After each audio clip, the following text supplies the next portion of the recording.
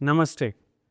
మనం ఎన్నో సార్లు ఎన్నో నరాల ప్రాబ్లమ్ గురించి డిస్కస్ చేసినాం. ప్రామినెంట్‌లీ మనం ఏం చూసినాము, షుగర్ వ్యాధి వల్ల ఈ నరాల ప్రాబ్లమ్స్ వస్తున్నాయి. మళ్ళీ దాని తర్వాత మనకు స్పైన్‌లో ఏమైనా ప్రాబ్లమ్స్ వస్తే కూడా నరాల ప్రాబ్లమ్స్ వస్తున్నాయి. కానీ ఇవాళ నేను ఒకటి మీకు చెప్తాను.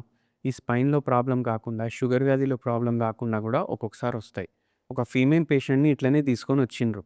ఏముండే తెలుసా ప్రాబ్లమ్ మీకు? కాళ్ళల్లో తిమ్మిర్లుండే. విపరీతంగా తిమ్మిర్లుండే. అండ్ అరికాల్లో ఇట్లా నడుస్తుంటే గూడా ఏదో షేకింగ్ అయినట్టు ఉంటుండే. నడుస్తుంటే షేకింగ్ అనిపిస్తుంది. కానీ రెస్ట్‌లో ఉంటారు గదా! అంటే కూర్చొని టీవీ చూస్తున్నారు. లేదంటే థియేటర్‌కి పోయి సినిమా చూస్తున్నారు. హోటల్‌కి పోయి తింటున్నారు. ఆ టైంలో సడెన్‌గా కాళ్ళల్లో షేకింగ్ అయితది. మళ్ళా ప్రామినెంట్‌లీ ఏమైతుందంటే నైట్ టైమ్ పడుకునేటప్పుడు షేకింగ్ అయితుంది కాళ్ళు. తెలవకుండా ఇట్లా జర్కులు కొడుతున్నారు గాల్లో సట్టని కాళ్ళు పోతుంది అట్లా. ఈ పేషెంట్‌కి ఆ హాలత్ ఉండే. 50, 52 ఎంతనో ఉండే పేషెంట్ ఏజ్.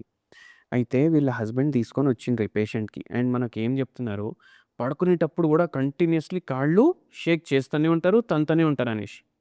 అయితే మనం చూసినాం షుగర్ వ్యాధి లేదు, స్పైనల్ ప్రాబ్లమ్ లేదు. మళ్ళీ ఏముంది ప్రాబ్లమ్? మనం పేషెంట్‌కి అడిగినాం. మీకేమనిపిస్తుంది అనేసి. మీకు ఏమనిపిస్తుందని చెప్తే ఆ పేషెంట్ ఏమంటున్నారంటే, నాకు కాళ్ళల్ల మీద చీమలు ఇట్లా ఎక్కుతున్నాయి అన్నీ. ఓ 1000 చీమలు ఎక్కుతున్నాయి. కరుస్తున్నాయి కాళ్ళని. ఆ గుల్ల ఫీలింగొస్తుంది. జర ఇట్లా షేక్ చేస్తే నాకు ఆరాం అనిపిస్తది. ఇప్పుడు ఈ సింప్టమ్స్ నేను జెప్తున్నా గదా! కొందరికి ఇట్లా కూర్చొని కంటిన్యూయస్‌లీ కాళ్ళు షేక్ జేసే అలవాటుంటది. వాళ్ళతోటి కంపేర్ జేయొద్దు. వాళ్ళతోటి కంపేర్ జేయొద్దు. ఇది కంప్లీట్‌లీ డిఫరెంట్ ప్రాబ్లమ్. మళ్ళా ఇట్లా షేక్ జేస్తే మంచిగనిపిస్తుంది. ఏం మంచిగనిపిస్తుంది? ఆ తిమ్మిరి కొంచెం మంచిగయినట్టనిపిస్తుంది. ఏమంటారు ఇట్లా స్పర్శ లేకుండా ఉండడం మంచిగనిపిస్తుంది. ఏదో ఇట్లా కరెంట్ గొట్టినట్టు మంచిగనిపిస్తుంది. మళ్ళీ కాళ్ళు గూడా లాగుతున్నాయి ఒకవేళ షేక్ జేయకపోతే. అది జర మంచిగనిపిస్తుంది. నైట్ టైమ్ గూడా కంటిన్యూయస్‌లీ ఎవరో ఒత్తాలి నా కాళ్ళు అనేసి అంటున్నారు. ఇది ఏందంటే రెస్ట్‌లెస్ లెగ్ సిండ్రోమ్ అంటారు. మనం వేరే రిపోర్ట్స్ గూడా జూషినాం. ఇంకోటి వెరీ ఇంపార్టెంట్ థింగ్ ఏంది ఇక్కడ నోటీస్ జేసేటిది అంటే, దీనికి ఒక పర్టిక్యులర్ కాజ్ అన్నట్టు లేదు. ఇప్పుడు వైరల్ ఫీవర్ వచ్చింది. ఏదో వైరస్ వల్ల అయితుంది. ఇక్కడ కాజ్ మనకు తెలుసు. ఇట్లా వైరస్ వల్ల అయితుంది. లేదు అంటే షుగర్ వ్యాధి ఉంది. షుగర్ వ్యాధికి ఇది కాజ్ ఉంది. అంటే ఏంది ఇన్సులిన్ రెసిస్టెన్స్ అన్నా డెవలప్ అయింది. లేకపోతే ప్రొడక్షన్ అన్నా బంద్ అయింది. బీటా సెల్స్ అన్నా డ్యామేజ్ అయినాయి. ఇట్లా మనకు తెలుస్తది గదా! ఇక్కడ అవన్నీ ఏం అర్థం గాదు. దేనివల్ల అయితుందో తెలవదు. ఈ పేషెంట్‌కి అనీమియా ప్రాబ్లమ్ ఉండే. ఇప్పుడు అనీమియా ఉండేసరికి గూడా ఏమైతుందంటే పేషెంట్‌కి కొద్దిసేపు నడవంగానే ఆయాసం అనిపిస్తుంది. మళ్ళా దాని తర్వాత మొత్తం రోజు నీరసం అనిపిస్తుంది. ఇప్పుడు నీరసం ఉంది, ఆయాసం ఉంది, ఈ షేకింగ్ ఉంది అన్నీ ఉన్నాయి.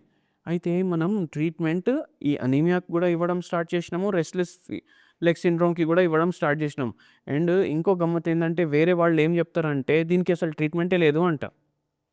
కానీ భగవంతుడి దయతోటి హోమియోపతి మెడిసిన్స్ తోటి ఈ పేషెంట్‌కి పూర్తిగా తగ్గింది. మీ అందరికీ ఇట్లా తిమ్మిర్లు, నొప్పులు ఇవి అయితున్నాయంటే నేనొక మంచి హోమ్ రెమెడీ గూడా చెప్తాను. ఇట్లా మీకు ఎనీమియా గూడా ఉందంటే ఇది పనిజేస్తది. ఏందంటే మీరు డైలీ పప్పన్న తింటారు, రొట్టెన్న తింటారు, చపాతీ అన్న తింటారు, రైస్ అన్న తింటారు. 2, 2 కట్టలు రోజు. ఒకరోజు పాలకూర 2 కట్టలు మీరు పప్పులో ఏసేయండి. మళ్ళా నెక్స్ట్ డే మెంతి కూర 2 కట్టలు ఏసేయండి. మళ్ళా నెక్స్ట్ డే కొత్తిమీర కట్టలు ఒక 4 ఏసేయండి. మళ్ళా నెక్స్ట్ డే కొనగంటి కూర ఓ 2 కట్టలు ఏసేయండి.